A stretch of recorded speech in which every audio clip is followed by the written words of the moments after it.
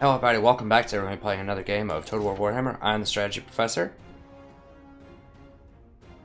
Let's see, who do I want to play into Chaos?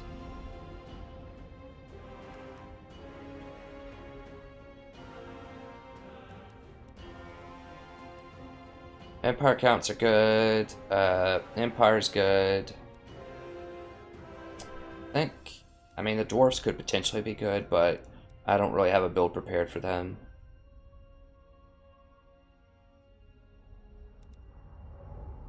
Let's just do Vampire counts, I suppose.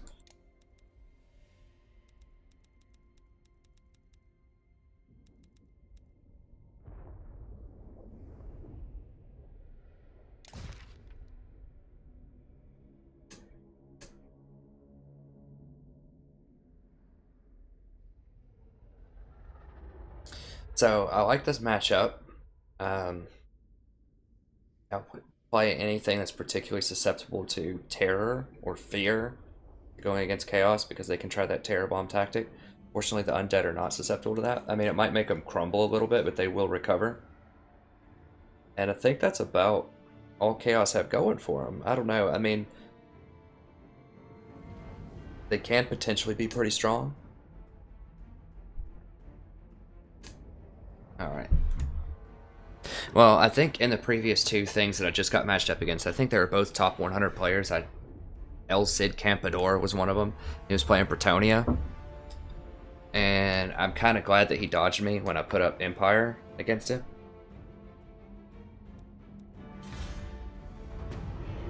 Gotta watch him, make sure he doesn't switch over to Bretonia.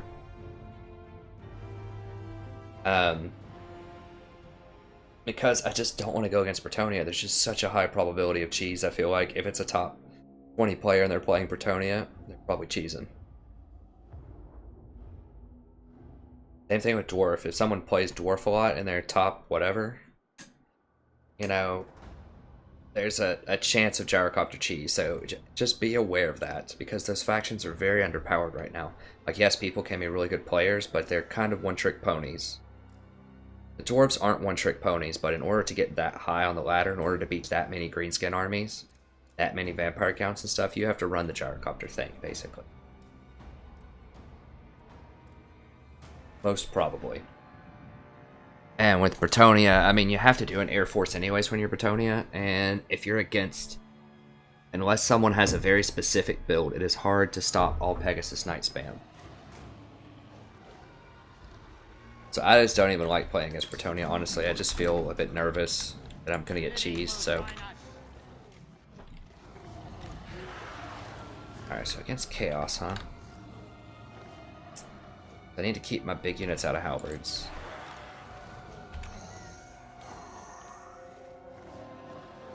So make these my specialty units.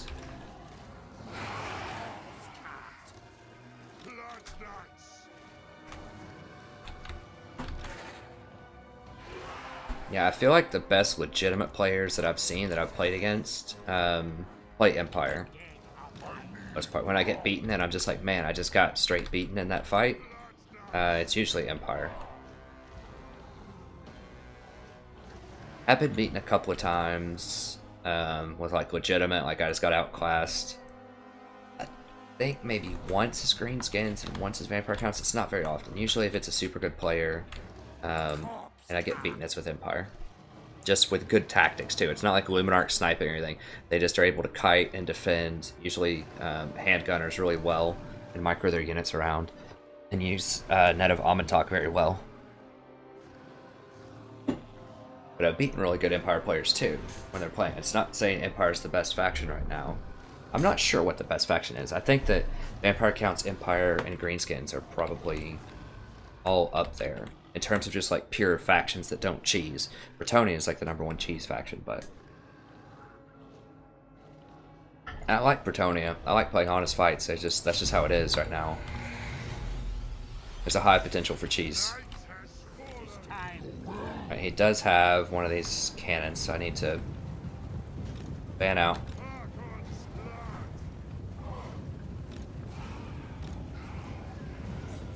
He's probably trying to fire at these.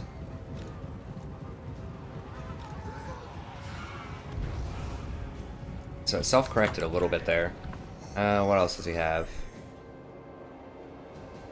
Halberdiers. Why is that thing firing so slowly?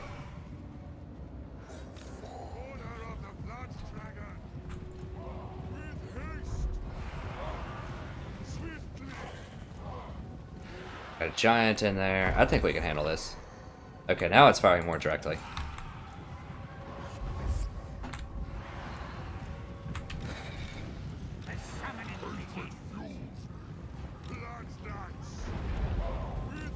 Get back in here. Actually, I kind of don't want him too far in the mix.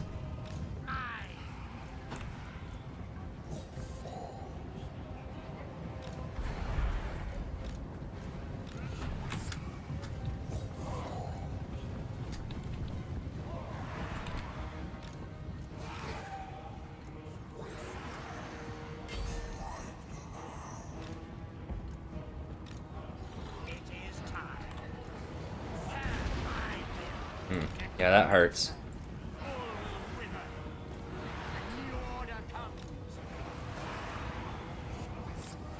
He's trying to hit the rates. What's he going for here? Okay. Yeah, it hurts.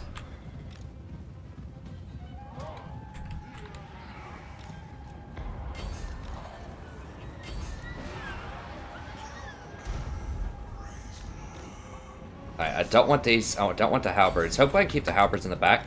Let's go ahead and charge these in the back right now.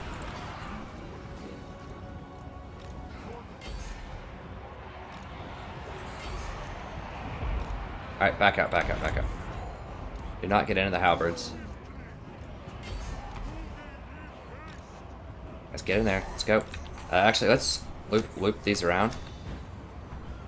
I don't know what he's casting right there, but oh, he's trying to cast terror on me? Wrong faction, buddy. I don't think that's gonna work. Okay, back up, back up. Get out.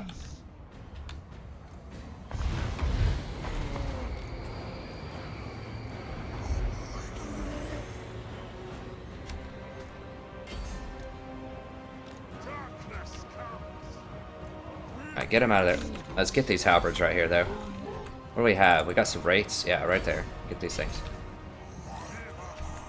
Oh, he has a thing. Okay. Let's get in there. Guys, scope, charge.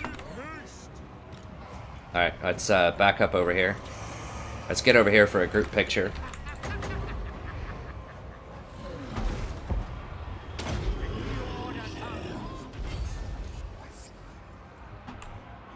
These are looking pretty good, I think. We're getting a little bit low in leadership. We probably need to roll up in here a bit more, but other than that, we're looking okay.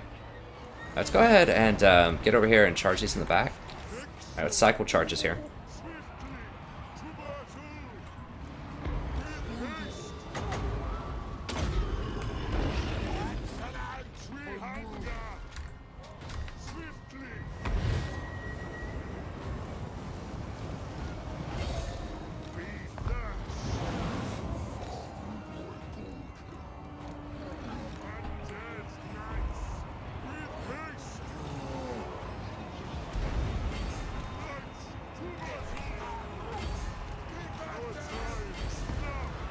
Let's get over there, deal with that.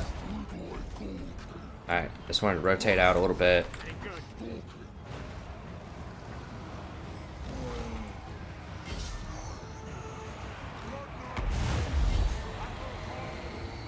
Get down here.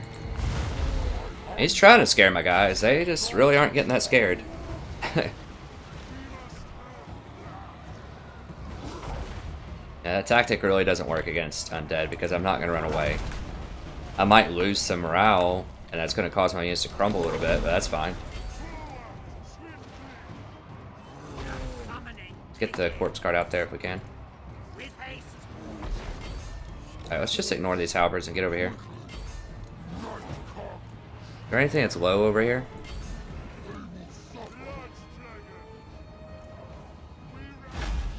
Okay, got him.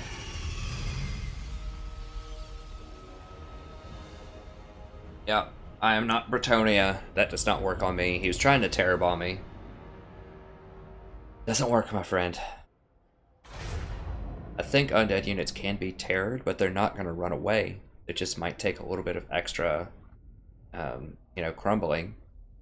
Especially things like Karen race that have pretty low leadership, but, I can just heck and regenerate it up. The main thing about terror that makes it so strong. I feel like that guy might be a top player too. Name sounds familiar, maybe not. But the main draw of terror is that it makes units actually run away. Not that they just take damage, but that they're stunned. Like basically for the entire duration. Not only are they stunned, but their formation breaks and they can run for a very long time. Right? But if I'm just crumbling a little bit because I'm scared, I'm taking damage, but I'm still dealing damage and I'm not displaced. So I'm able to sit there and still hold the line. Even though I'm going to be crumbling a little bit in some situations. If my leadership gets low enough.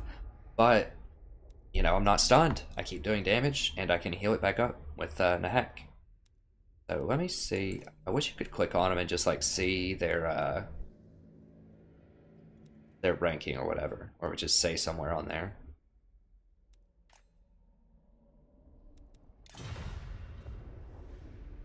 Yeah, that was a guy. He dropped right at the beginning. He may have, honestly, just disconnected or something. I don't know. I don't think there was foul play involved there. I'm not sure. What was that dude's name? I can't even remember now. Elvis Lives. I mean, people change their names so often, too,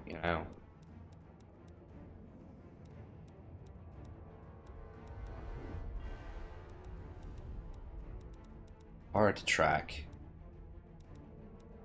It was like Firestorm in all caps, right? Maybe. I mean, he had a pretty good, lineup.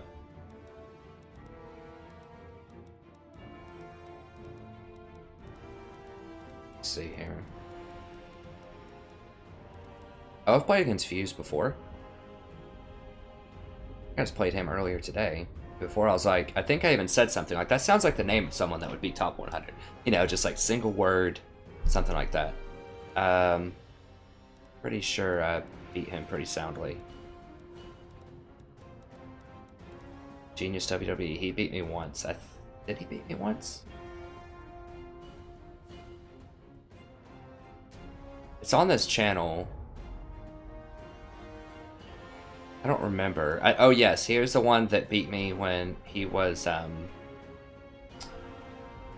Chaos and I was Greenskins. He was the one that beat me, and then I came back and beat him when he was Chaos and I was Bretonia. That's right.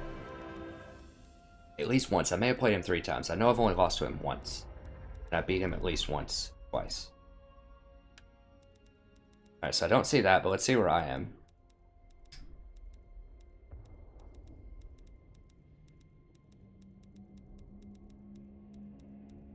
God, Emperor, Mankind, interesting.